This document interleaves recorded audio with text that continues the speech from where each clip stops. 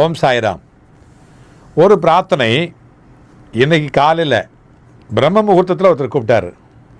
எண்ணத்தில் எனக்கு நேர்மை இருக்குது, எல்லாத்தையுமே இருக்குது, செயல்லையும் நான் இனிமையாக இருக்கிறேன், சொல்லலையும் நான் செய்கிறேன், என்னால் முன்னுக்கு வர முடியலை அப்படின்னாரு.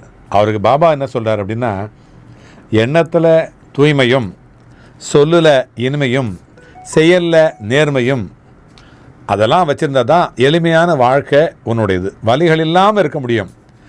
அந்த உன்னுடைய வலிகள் நீ யார் அப்படிங்கிறத தீர்மானிக்கிறது இல்லை. அந்த வலியிலிருந்து நீ எப்படி மீண்டு வர்ற அப்படிங்கிறது தான் சிறப்பு. சில பேர்கிட்ட பேசினேன்னு வச்சுக்கேன், உனக்கு நிம்மதி கிடைக்கும். சில பேர்கிட்ட பேசாமல் இருந்தாலே உனக்கு நிம்மதி கிடைக்கும். அதனால் நிம்மதியாக இரு, பேசாமல் இருன்றார்.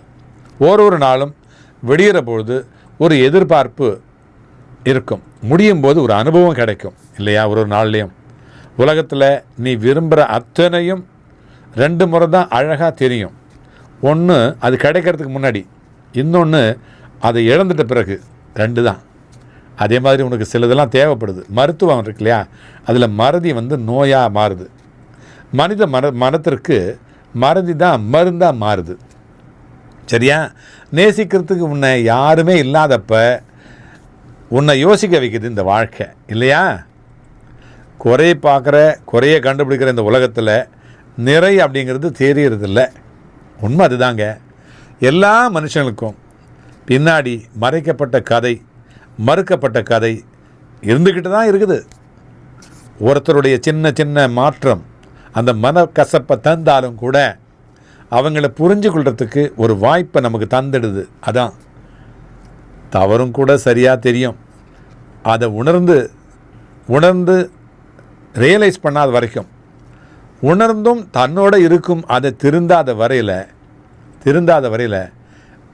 இருக்கும். அப்படி தான் கெட்டவன் சாகும்போது தான் கஷ்டப்படுவான், நல்லவன் சாகிற வரைக்கும் கஷ்டப்படுவான். ஆனால் கடைசியில் ஜெயிப்பான், கதாநாயகன் மாதிரி. இந்த உலகத்தில் இருக்கிற ஒருத்தரும் நல்லவங்க தான். பிறக்கும்போது பிறந்துட்டோம் அப்படின்னு வாழக்கூடாது. இனி பிறக்க போவதில்லை அப்படிங்கிற எண்ணத்தோடு வாழணும். நீ அடையிறதெல்லாம் இறைவனும் இயற்கையும் பாபாவும் உனக்கு தந்த பரிசு. நீ இழந்ததெல்லாம் நீ இன்னொருத்தனுக்கு கொடுக்கின்ற வாய்ப்பு. சரியா? வாய்ப்பு. வாழ்ந்து மறைஞ்சோம்னு இருக்காத, வாழ்ந்து வாழ வச்சோம் அப்படின்னு இருக்கணும். சரியா? அல்லாஹ் மாலிக்.